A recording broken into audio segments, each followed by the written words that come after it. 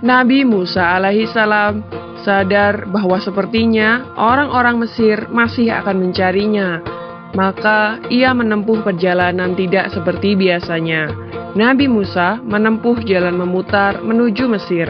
Istrinya pun turut menemani perjalanannya. Pada suatu malam, Nabi Musa dan istrinya tersesat.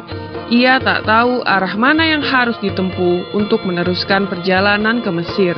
Pada saat itulah ia melihat api yang terang benderang di atas sebuah bukit. Nabi Musa lalu berkata kepada istrinya, "Tunggulah di sini, aku akan mengambil api itu untuk menerangi perjalanan kita." Istrinya pun menurut. Nabi Musa lalu menghampiri api di bukit itu.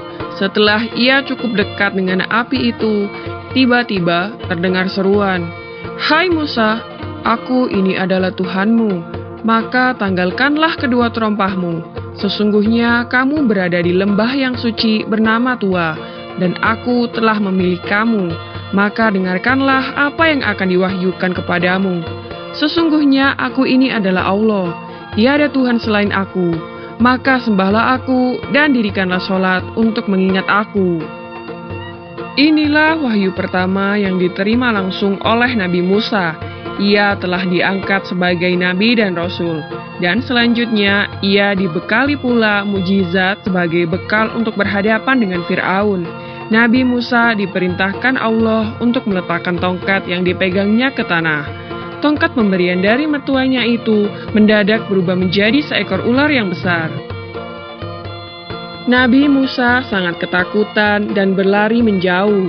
Allah Subhanahu wa Ta'ala pun berfirman, "Janganlah takut, peganglah ular itu. Aku akan mengembalikannya seperti keadaannya semula." Maka ketika ular itu ditangkap Nabi Musa, mendadak berubahlah menjadi tongkat seperti semula. Allah Subhanahu wa Ta'ala kemudian memerintahkan Musa berangkat ke Mesir untuk berdakwah kepada Fir'aun. Musa merasa takut karena dulu ia pernah membunuh orang Mesir.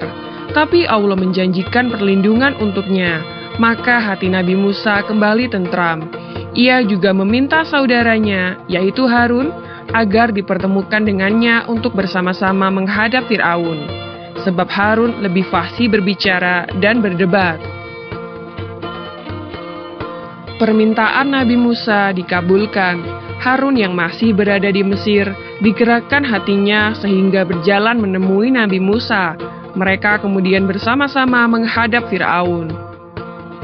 Bertemu dengan seorang raja yang mengaku dirinya sebagai Tuhan bukanlah hal yang mudah.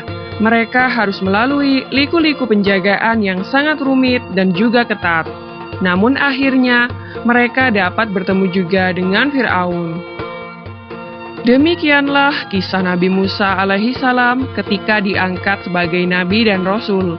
Di video selanjutnya akan dikisahkan bagaimana Nabi Musa melawan penyihir kerajaan Fir'aun.